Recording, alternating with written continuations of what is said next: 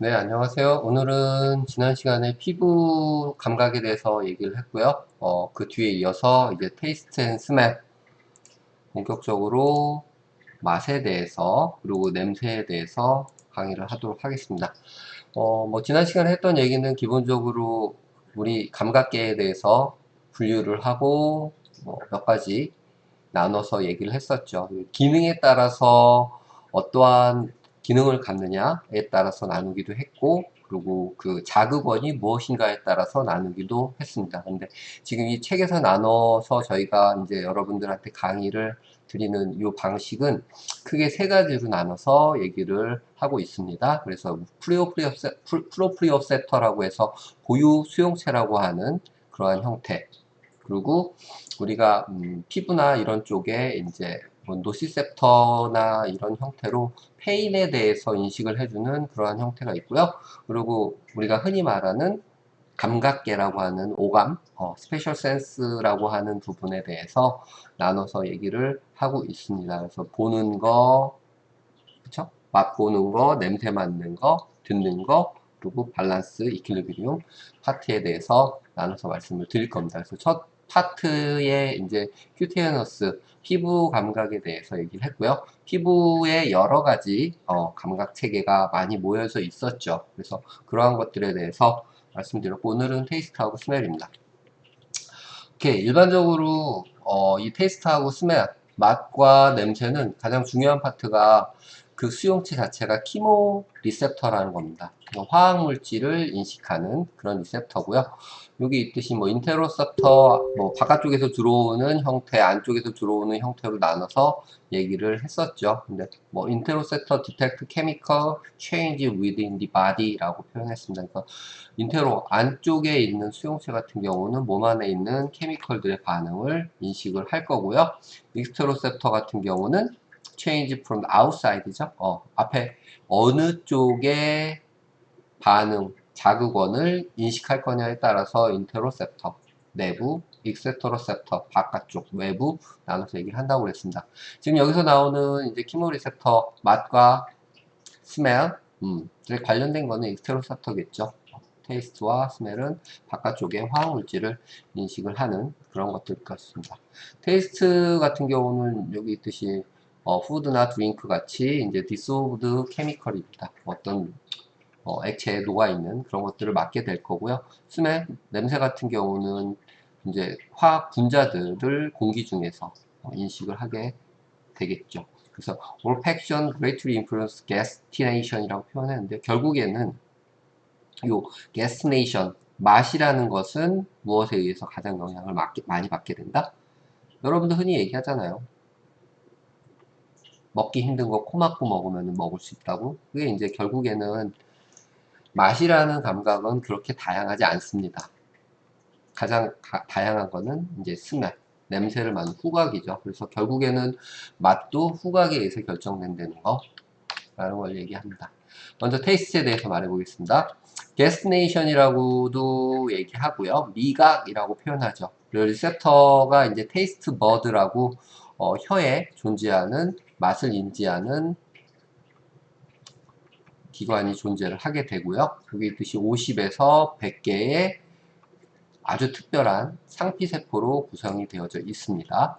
그리고 여기 있듯이 롱 마이크로빌리라고 되어 있죠. 그래서 결국에는 육모 형태의 모습을 가지고 있게 되고요. 그 육모 형태의 겉표면에 화학 물질에 대한 각각의 수용체가 존재하게 됩니다. 그 화학 물질에 따라서 우리는 그것을 맛으로 인식을 하게 된다는 거죠. 그 에피셀리얼 셀의 어떤 변화된 형태로 이 테이스트 버드가 구성이 되어져 있습니다. 그래서 요 구멍이 테이스트 버드 안에 있게 되고요. 그 안에서 화학 물질 인식을 하게 되는 거죠. 이 혀고요. 혀 위에 이렇게 테이스트 포어라고 하는 구멍이 있습니다. 그 안에 이제 미래라고 하는 테이스트 버드가 존재를 하게 되죠. 이 테이스트 버드가 신경과 직접적으로 연결되어서 센소리 너드 파이버라고 되어 있죠. 신경을 전달해줘서 우리가 이거는 무슨 맛이구나 라는 것을 느끼게 된다는 겁니다. 스페셜라이즈드 에피셀리얼 셀이라고 되어 있죠. 각각의 이 테이스트 버드에는 각각의 맛을 주는 화학물질을 인식하는 수용체, 상피세포가 변형된 수용체가 존재한다는 겁니다. 그래서 셀이 behave like neuron 같이 되어 있는 형태로 존재하고요. 똑같습니다. 결국에는 화학물질이 테이스버드 안에 세포를 에피셀리얼 세포를 자극을 하게 되면은 그 안쪽에 신경들이 반응을 하겠죠.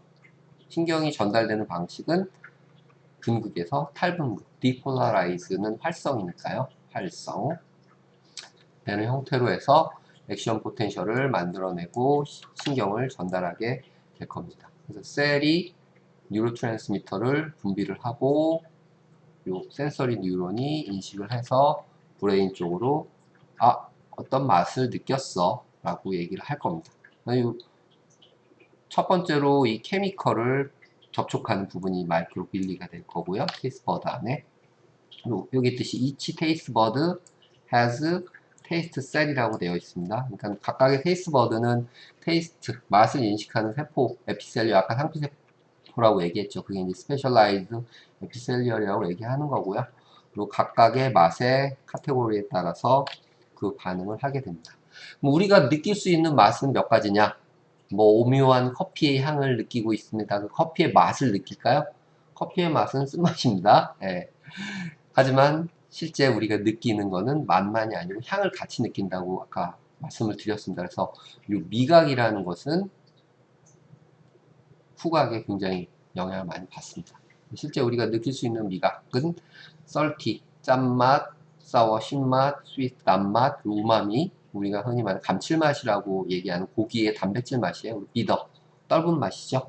이 5가지 맛을 인식하는 테이스트 버드 존재를 하게 되고요. 각각의 그 세포들이 화학물질에 반응해서 인식하게 됩니다. 여기 도 no longer have certain area for certain taste. 예전에 초등학교 때 또는 중학교 때까지 많이 배웠었죠. 안쪽과 혀 앞쪽 그리고 옆쪽 각각 다른 형태의 맛을 인식한다고 되어 있습니다. 그거는 이제 맞지 않는 사실이고요. 각각의 부위에 이 5가지의 맛을 인식할 수 있는 테이스트 버드가 골고루 분포되어 있습니다. 특정하게 이 5가지를 인식하는 테이스트 버드가 존재를 한다는 거지 특정 부위에서 특정한 맛을 인식한다는 것은 틀린다는 얘기가 되는 거고요. 그 맛을 인식하는 것은 요 온도 그리고 텍스처 질감이라고 표현하죠. 그러니까 우리가 뭐 식감이라고도 얘기하죠. 먹는 식품에 대해서는 식감에 따라서 그리고 온도에 따라서 맛이 달라지죠. 찌개 같은 거 어때요? 뜨거울 때 먹으면 짠지 모르죠. 식은 다음에 먹으면 못 먹어요. 엄청 짜고 그리고 그 향도 그렇고요. 텍스처 달라지잖아요. 뜨거울 때 부드러운 그 맛과 식었을 때 뻣뻣한 맛 완전 다르죠. 그래서 온도와 질감에 따라서 또 맛을 영향을 주게 됩니다. 오케이. 맛에서 가장 중요한 파트 5 categories of taste입니다. 이 테이스트 버드에서 각각의 케미컬들을 인식하는 방식이에요. 그래서 요 4가지 방식은 꼭 암기해 주셔야 됩니다. 그럼 salty, sour, 신맛, 그리고 sweet하고 우마미는 공통된 방식을 사용하고요. 비더, 떫은 맛입니다. 그럼 각각 작용해주는 그 화학 물질이 그 맛과 관련이 있다라고 되어 있습니다. 그럼 기억해 보세요. salty. 우리가 일반적으로 짜다는 맛은 소듐이죠. 소듐 클로라이드, 소금. 소듐이 자극원이 됩니다. 소듐이 요 테스트 버드 안에 자극을 주게 되면은 디폴라라이즈, 탈분극이 되게 되고요. 탈분극이 되면서 칼슘 채널을 열어서 칼슘이 들어오게 되면은 뉴로트랜스미터를 분비해서 신경을 자극하게 됩니다. 이게 짠맛. 신맛은 수소, 짠맛은 소듐. 수소가 자극원이 될 거고요. 수소에 의해서 산이 짜잖아요. 활성이 되면은 디폴라라이즈, 요 디폴라라이즈 된 상태가 칼슘 채널을 열어서 요 칼슘 채널은 볼테이지 게이티드 칼슘 채널이겠죠. 칼슘이 들어오면은 뉴로트랜스미터의 베지클의 엑소사이토시스를 촉진해서 뉴로트랜스미터가 분비가 됩니다. 센소리 뉴론이 자극이 받게 되죠. 스윗하고 우마미는 단맛하고 이제 감칠맛이에요. 이런 경우는 bind to receptor for sweet and 우마미예요. 요 이온들은 직접적으로 투과돼서 요 테이스트 셀 안으로 들어갈 수 있습니다. 하지만 스윗, 단맛하고 우마미는 멤브레인에 수용체가 존재하게 되고요. 요 슈가, 글루코즈 이런 것들이죠. 아미노 액시드들이 결합을 하게 되면은 수용체가 외부에 있을 때는 내부에 연결되어지는 세컨 메신저가 있어야 된다고 앞에서 얘기했었어요. 그래서 이 스윗 우마미는 이 G 프로테인이 세컨 메신저로 작동을 해서 반대예요. 포타슘 채널을 닫는다. 활성이죠. 포타슘 채널은 억제 채널이잖아요. 열리면 억제. 폴라라이즈 되는 거니까 닫혀지면은 디폴라라이즈 되게 되고요. 클로즈 포타슘 채널 디폴라라이제이션 활성화돼서 뉴로트랜스미터를 분비하게 됩니다. 오케이? 그럼 비더도 거의 유사해요. 그 떫은 맛을 내는 뭐 퀴닌이라는 것이 이제 감에 들어있는 떫은 맛 성분이에요. 일반적으로 이 퀴닌이 떫은 맛을 내주는 그러한 화학 물질입니다. 수용체 결합을 하게 되면 수용체는 활성을 띠게 되죠. 그 G프로테인 알파, 베타, 감마 서브 유닛을 갖고 있는데 알파와 베타, 감마 서브 유닛이 분리가 되어서 그것이 다음 세컨 메신저로 작동을 해서 다음 거를 활성화시키죠. 그리고 G프로테인이 활성시키는 거는 요 칼슘 채널을 다시 여는 겁니다. 여는 게 아니고 칼슘을 릴리즈하게 하죠. 여기서. 요게 바로 엔도플라스믹 리티큘럼. 우리가 흔히 말하는 소포체라고 하는 ER이에요. ER. ER 안에 생체에서는 칼슘을 보관하고 있습니다. 그랬다가 전달이 내려오면 활성이 분비를 해서 칼슘이 사이토플라즘으로 나오면은 뉴로트랜스미터의 분비를 촉진하게 되죠. 이게 비더예요. 오케이? 그러니까 두 가지 이온 같은 경우는 직접 작동을 시키게 되고요. 우마미나 스윗 그리고 비더, 떫은 맛 같은 경우는 수용체를 이용하고 세컨 메신저로 G프로테인이 작동을 해서 각각 포타슘 채널의 클로즈의 활성, 칼슘의 릴리즈에 의한 활성을 이용해서 맛을 전달하게 됩니다. 맛에서 아까 스윗하고 우마미 그리고 비더, 세컨 메신저를 사용하게 된다고 그랬었죠. 그래서 G프로테인이 활성하게 되고요. 거기에 작동하는 세컨 메신저가 이제 가스 듀신이라는 아이가 사용이 됩니다. 아까 게스네이션 미각이라고 얘기했습니다. 그 가스 듀신, 미각에 작용하는 수용체예요. 세컨 메신저. 그래서 가스 듀신이라는 애가 작동을 하고요. 이제 스윗 같은 경우는 이제 슈가가 직접적으로 아데닐레 사이클레이를 활성시켜서 사이클레이 AMP를 만들어내게 돼서 다음 단계, 아까 슈가 같은 경우는 포타슘 채널을 닫게 만든다고 그랬었죠. 네. 어더 몰레큘 같은 경우는 이제 이노시톨 3 포스페이트 IP3라는 애도 이제 작동을 하게 되고요.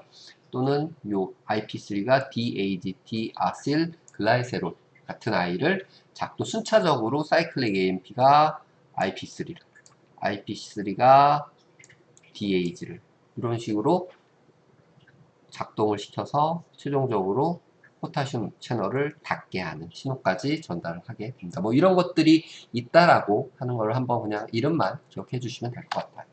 오케이. 그러면 냄새입니다. 냄새도 거의 유사한데요. 올팩토리 아파라투스라고 표현을 하고요. 기구, 이런 스멜을 맡는 것도 결국엔 화학 물질을 인식하는 겁니다. 그리고 이 올팩토리 리셉터들이 이 후각의 상피 세포의 존재를 하게 되고요. 내설 캐비티와 이제 코 안에 공간을 얘기를 하게 됩니다. 결국에는 요 각각의 서로 다른 케미컬들이 올팩토리 리셉터에 결합을 해서 서로 다른 향을 느끼게 해주는 거죠. 그리고 여기에 이제 베이설 스템셀들이 각각의 맛을 느끼게 하는 리플레이스 리셉터죠. 수용체로 이제 계속해서 분할을 시키게 되고요. 이 후각 상피세포 같은 경우는 굉장히 쉽게 손상을 받는다고 그래요. 그래서 이 데미지드 외부 환경에 의해서 손상받은 이런 수용체들이 올팩토리 리셉터들이 바로바로 스템셀에 의해서 복구가 됩니다. 그래서 어떤 특정한 연구 그룹에서는 실질적으로 이 올팩토리 스템셀들이 굉장히 빠르게 분화하고 지속적으로 유지가 되기 때문에 그것만 연구하시는 분들도 있어요. 뭐 신경 전달 방식은 코 안에 위쪽이죠. 위쪽 뇌 쪽에 가까운 부분에 올팩토리 버그라고 해서 신경이 뻗어나와 있는 부분이 있고요. 그 부분에 실질적으로 여기 바깥쪽이죠. 어떻게 보면은 요 부분이 될 겁니다. 이 부분에 각각의 맛을 인식해주는, 맛이라기보다 각각의 케미컬, 향을 인식해주는 올팩토리 리셉터들이 분포를 하고 있습니다. 오케이? 요 부분이 에피셀리어 상피세포고요. 그래서 요 끝에 쪽에 나와 있는 육목 같은 부분이 실질적으로 수용체죠. 여기에 이제 케미컬들이 결합을 해서 각각의 그 케미컬을 인식하는 스페시픽한 후각세포가 작동을 하게 되는 거죠. 신경을 전달하게 되고요. 그 신경이 이제 인터뉴런 중간의 매개 뉴런이죠. 매개 뉴런에 의해서 브레인으로 신경을 전달하게 됩니다. 올팩토리 리셉터가 어떻게 보면 가장 중요한 요소가 될 겁니다. 이 올팩토리 리셉터는 대부분 이 바이폴라 뉴런으로 이제 구성이 되는 아이들이 많고요. 프로테인 인슬리아 바인드 오더예요.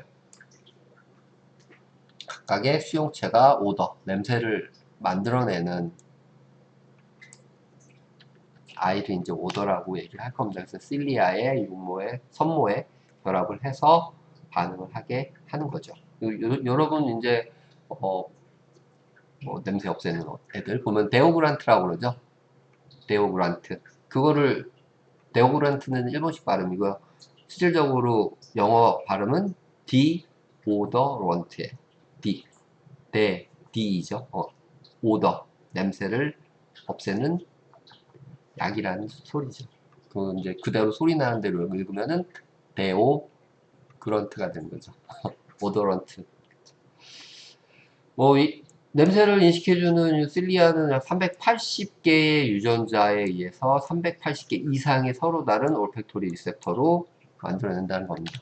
여러분들이 실질적으로 사람마다 다르긴 해요. 좀 더 민감하게 반응하는 사람도 있으니까요, 냄새. 그런 사람들은 올팩토리 리셉터가 더 많다는 얘기죠. 평균적으로 380개 이상은 가지고 있다는 겁니다. 그래서 한 개의 오도런트 몰레큘이 냄새를 나타내는 화학 물질이 하나의 프로테인을 자극한다는 건데, 여기서 프로테인은 뭐가 되겠어요? 원 프로테인은 올팩터리 리셉터를 말하는 거죠. 리셉터. 수용체가 단백질이니까요. 이렇게 이제 테이스트 올팩토리 리셉터가 생겨 있고, 여기 아까 말씀드렸던 부분이 상피세포고, 그 코에 나설 캐비티 안에 이렇게 선모가 있는 실리아가 있는 올팩토리 리셉터가 나와 있죠. 여기에 화학물질이 결합을 하게 되고 신호 전달을 해서 인식을 하게 된답니다. 그러면 스멜은 어떻게 작동하느냐? 똑같습니다. 뭐 수용체, 아까 테이스트 버드에 있던 테이스트 셀이나 아니면 올팩토리 리셉터가 바로 신경의 역할을 하게 되는데요. 그게 이제 그 선모 밑에 쪽에 G 프로테인이 커플드 돼서 존재를 하게 되고요. 오더가 수용체에 결합을 하게 되면은 똑같이 G 프로테인이 활성화되고 아데닐레이 사이클레이즈를 활성화시켜서 사이클릭 AMP를 만들어내게 되죠. 그러면 사이클릭 AMP가 소듐이나 또는 칼슘 채널을 열게 되고요. 소듐, 칼슘의 오픈은 활성이에요. 그쵸? 포타슘, K와 클로라이드의 오픈은 억제고, 이제 점진적인 디폴라라이제이션, 탈분극을 유도할 거고요. 그것에 의해서 어느 정도 이상이 되면 액션 포텐셜을 만들어내겠죠. 뭐하고 똑같은 거예요? EPSP, 익사이타토리 포스트 스냅틱 포텐셜. 뭐 50개 이상의 G 프로테인이 뭐 하나의 리셉터에 관여해서 활성이 된다고 그러고요. 그러니까 굉장히 민감한 거죠. 하나의 수용체에 케미컬이 딱 붙으면은 그거를 뭐 하나의 신경만 자극하는 게 아니고 50개 정도의 이상의 G 프로테인들이 반응을 해서 신호 전달을 하니까 굉장히 민감하게 반응을 하게 될 거예요. Great sensitivity죠. 굉장히 높은 특이성, 민감성을 줄 겁니다. 그래서 맛은 모르겠지만 냄새는 어때요? 굉장히 빨리 인식하고 빨리 적응하게 되죠. 그래서 앞에 나왔듯이 페이직에 가까운 그쵸? 그런 형태를 보여주게 됩니다. 그림으로 표현하면 오도런트 리셉터 또는 올팩토리 리셉터 똑같은 거예요. 결합을 하게 되면은 G 프로테인이 디소시에이션 되면서 알파 서브유닛이 아데닐린 사이클리즈에 결합해서 사이클릭 AMP를 만들어내게 되고요. 사이클릭 AMP가 채널 프로테인이죠. 소듐이나 칼슘 채널을 열어서 들어오면서 활성이 되는 디폴라라이제이션으로 활성이 되는 형태로 신경을 전달하게 된다는 겁니다. 그렇죠? 오케이. 다음 부분은 이제 베스티뷸라 아파라투스 전정기관하고 이퀄리브리엄 평형 감각을 해주는 부분입니다. 어디에 있어요? 베스티뷸라 아파라투스 전정기관은 귀의 안쪽에 존재하게 되죠. 그 부분에서 평형 감각을 또는 회전 감각을 인지해 주게 되게 됩니다. 그래서 우리가 흔히 뭐 베스티뷸라 아파라투스는 전정기관이라고 얘기를 하고요. 여기 provide sense equilibrium 평형이에요. 그리고 위치는 귀에 이너 이어에 존재를 하게 되어 있습니다. 그리고 옛날에 뭐 예를 했을 때 뭐 세반고리관 뭐 이런 것들을 얘기를 했었습니다. 그리고 요 안쪽에는 이석기관이라고 하는 이름이 붙죠. 오토위스 오간이라고 그 관 안에 이석, 귀 돌이죠. 조그만 알갱이들, 돌들이 존재를 해서 그 돌들이 우리 몸이 쏠리는 방향에 따라서 움직이면서 똑같아요. 선목 형태로, 실리아 형태로 되어 있는 센스 실리아를 건들면 인식을 하게 되는 거죠, 우리가. 그리고 요 오솔리스 오간에는 난형난, 우트리크라고 세큐, 구형난 이렇게 두 가지가 존재를 하게 됩니다. 그래서 우트리크를 난형난하고 세큐, 구형난은 리니어 악셀레이션이라고 되어 있는데 대부분 평형 감각을 인식을 해주는 그런 형태고요. 세미 서큘라 캐널이라고 하는 게 이제 만규관이라고 그래서 옛날에 이런 것들을 합쳐서 전정기관이라고 얘기를 했었습니다. 그래서 이석기관 쪽에서는 난형난, 구형난, 우트리크, 세큐, 이건 리니어, 위, 아래, 좌우 뭐 이런 것들을 인식해 주는 거고요. 상하, 좌우. 그리고 요 반규관에서 로테이션, 회전을 인식을 해주게 됩니다.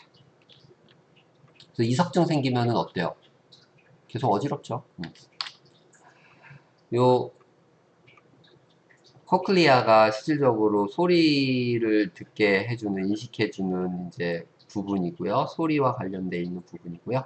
그 뒤쪽에 같이 림페틱 오간이라고 함께 얘기하는데요. 림프가 액이 차 있고요. 그 안에 몇 개의 공간으로 나눠져서 있습니다. 그래서 그 부분은 직접적으로 여기 베스티뷸라 널브라고 되어 있죠. 그래서 전정 신경과 균형신경과 직접적으로 연결이 돼서 우리 몸의 회전 또는 위아래, 상하, 좌우의 감각을 인식을 해주게 됩니다. 그리고 아까 말했던 우트리클, 세큐, 난형, 구형. 이름 그대로예요. 우트리클은 길쭉하게 생겼고요. 세큐는 동그랗게 되었습니다. 난형과 구형 형태로 요 안에 이석이 들어가 있는 거죠. 그래서 요 두 개는 리니어. 아까 말했던 상하의 느낌, 우리가 구부러졌을 때, 일어났을 때, 옆으로, 좌우, 이런 흔들리는 것들을 인식을 하게 되고요. 여기 이제 반규관이라고 얘기를 하는데요. 뭐 흔히 얘기하는 세방고리관이라고 하는 세 부분입니다. 안테리어, 포스테리어, 라터럴. 라터럴은 바깥쪽을 얘기할 거고요. 엔테리어는 앞쪽, 포스테리어는 뒤쪽을 하게 됩니다. 이 세 가지 반규관은 회전 감각과 관련되어 있는 인식을 하게 되죠. 앞에 말씀드렸던 두 파트예요. 오소리틱 오간하고 반규관, 세미 서큘라. 이렇게 이너이어 쪽에 저런 것들이 이제 분포를 하게 되고요. 요 분포는 consist of 본이 뼈 형태로 딱딱하게 되어 있어요.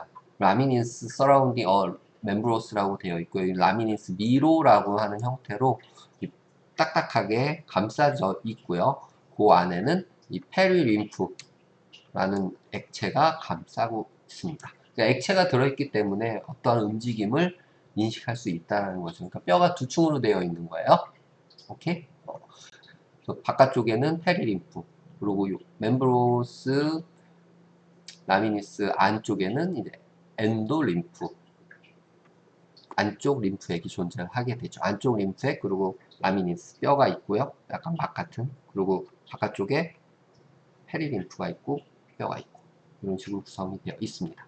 그래서 엔도림프는 여기 뜻이 unusually high potassium concentration을 갖고 있다고 되어 있습니다. 그래서 이게 이제 디폴라라이제이션을 유도할 수 있게끔 작동을 한다고 하죠. 그래서 일반적으로 포타슘이 높다는 얘기는 억제 상태가 될 거예요. 그러면 그 포타슘의 농도가 깨지게 되면은 디폴라라이제이션 자극이 일어난 활성의 자극으로 작동을 한다는 얘기가 됩니다. 뭐 이런 식으로 두 겹으로 존재한다는 거죠. 그래서 안쪽은 무슨 림프? 엔도림프. 바깥쪽은 페리림프 액으로 차져 있고요. 그리고 여기 있는 뭐 우트리클, 세큐, 구형, 난형, 베스티뷴, 그리고 요 안에 코클리아는 우리가 흔히 얘기한 달팽이관이에요. 코클리아 닭인데 이 안에도 림프 액으로 차여져 있고요. 요 바깥쪽에 있는 게 이제 페리림프, 주변 림프 액이라는 얘기입니다. 뭐 어떻게 작동하느냐? 아까 얘기했듯이 이석기관이에요. 이석, 돌들이 존재를 하고요. 거기에 이렇게 센소리 헤어셀이라고 하는 움직이는 감각을 인식해주는 선모들이 존재를 하게 됩니다. 이 선모는 여기 그림에 나와 있는 것처럼 Modified Epithelial Cell이에요. 그러니까 상피세포가 선모로 변형되어 있는 그런 형태고요. 20개에서 50개 정도 헤어-라이크 형태로 만들어져 있습니다. 그래서 그러한 형태들을 이제 스테레오셀리아라고 얘기하고요. 스테레오셀리아는 나스로실리아, 그러니까 어떻게 보면 구조적인 역할을 해주는 아이입니다. 그리고 실질적으로 하나의 키노실리움, 실제 운동식 선모예요. 얘가 이제 진짜 선모 역할을 하는 아이고요. 빨간색, 분홍색으로 되어 있는 부분이 이제 키노실리움, 그리고 거기 붙어 있는 작은 아이 20개에서 50개로 된 게 스테레오실리아라고 되어 있습니다. 쉬는 상태에서는 밴딩이 없죠. 근데 어떠한 자극이 나타나게 되면요, 여기처럼 이쪽으로 자극이 주어지게 되면은 반응이 일어나는 거면 실리움이 밀리게 되죠. 그러면서 액션 포텐셜이 만들어져서 아, 우리 몸이 기울어지고 있구나 라는 것을 인식하게 되는 거죠. 그리고 원래대로 운동 선모가 밀어서 다시 억제를 하게 되는 거고요. 이러한 움직임을 실질적으로 림프액의 흐름에 따라서, 그리고 그 안에 있는 이석의 움직임에 따라서 인식을 하게 된다는 거죠. 여기 있듯이 스테레오실리아 같은 경우는 키노실리아에 같이 붙어서 밴딩, 구부러지게 되고요. 포타슘 채널이 열리게 됐을 때 결국에는 포타슘이 세포 안으로 들어오게 되고 탈분국이 일어나서 작동을 하게 된다는 얘기입니다. 뭐 셀이 탈분국이 됐으니까 뉴로트랜스미터를 분비할 거고요. 그것이 센소리 뉴런을 자극을 해서 신경을 전달하게 하겠죠. 그리고 반대로 밴딩, 어웨이, 밴드 어웨이요. 반대로 키노실리움이 밴딩, 꺾이게 되면은 하이퍼 폴라라이즈, 뭐 과분극이죠. 과분극을 일으켜서 신경을 억제하게 되는 겁니다. 뭐 아까 말했던 이 오소리틱 오간에 이제 난형난, 이제 구형난, 길쭉하게 생긴 거하고 동그랗게 생긴 것들이 있는데 아까 리니어한 어떤 감각들을 인식한다고 말씀을 드렸었죠. 그래서 여기 있듯이 우트리크 같은 경우는 난형난은 홀리존털 어떤 거예요? 성형한 형태를 인식을 할 거고요. 그러니까 좌우 뭐 이런 것들을 인식을 할 거고요. 세큐 구형난은 버티컬 높이, 위아래, 위상을 인식을 하는 그런 부분이 될 겁니다. 이렇게 우트리크, 호리존트, 세큐어, 버티컬 뭐 다 스페셜라이즈, 아주 특화되어 있는 상피세포에 의해서 만들어져 있고요. 마큘라라고 하는 청반이라고 얘기하는데요. 이 마큘라라는 청반에 이 헤어셀들이 모여져 있게 되어 있습니다. 스테레오셀리아는 말 그대로 스테레오예요. 그럼 주변에 존재하는 그런 섬모들이 이제 박혀져 있고요. 그 안쪽에는 젤라티너스 오솔리틱 멤브레인이라고 되어 있습니다. 젤라틴이라는 형태는 액체와 고체의 어떤 중간에 말랑말랑한 그런 형태를 말하죠. 그런 것들로 이제 채워져 있고요. 그 젤 안에 요 크리스털이라고 표현했는데 마치 알갱이들, 유리 알갱이와 같은 칼슘의 유리 알갱이가 존재를 하게 됩니다. 그게 이제 오솔리스, 이석이라고 이어스톤이라고 하는 것이 분포가 되어 있고요. 젤 안에서 그것이 움직이는 거죠. 움직이면서 실리아를 밴딩하게 될 겁니다.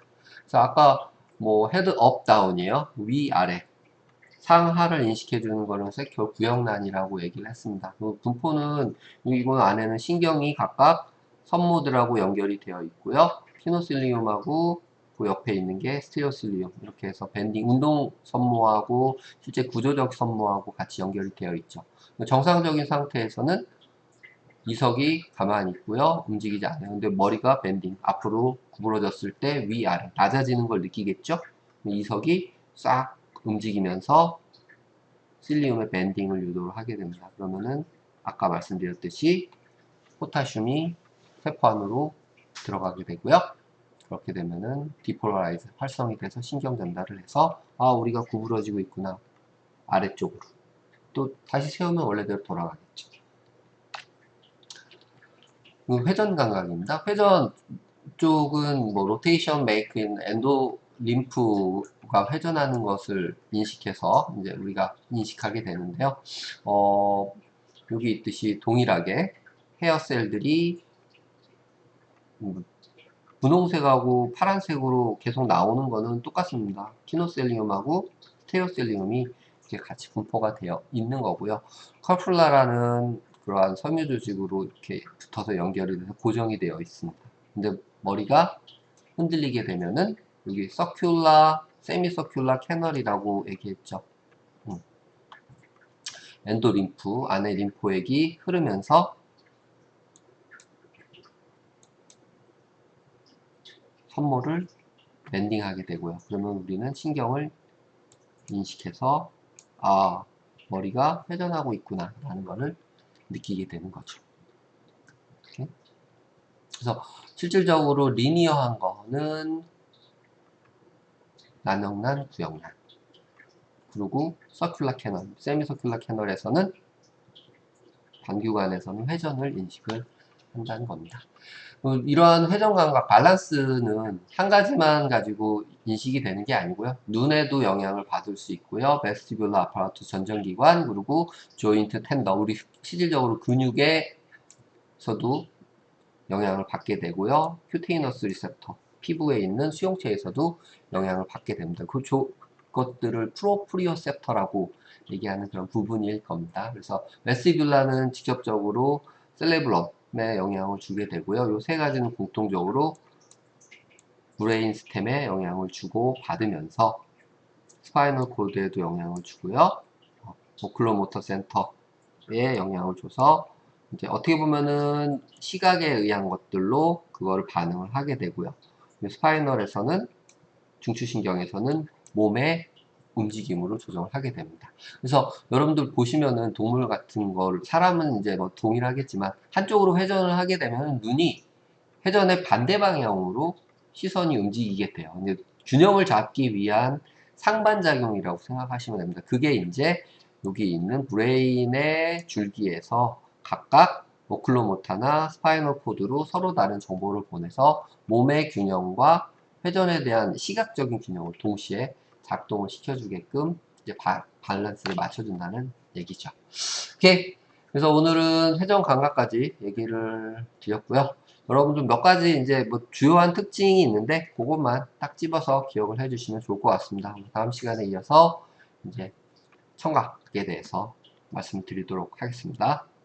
여기까지 마치겠습니다.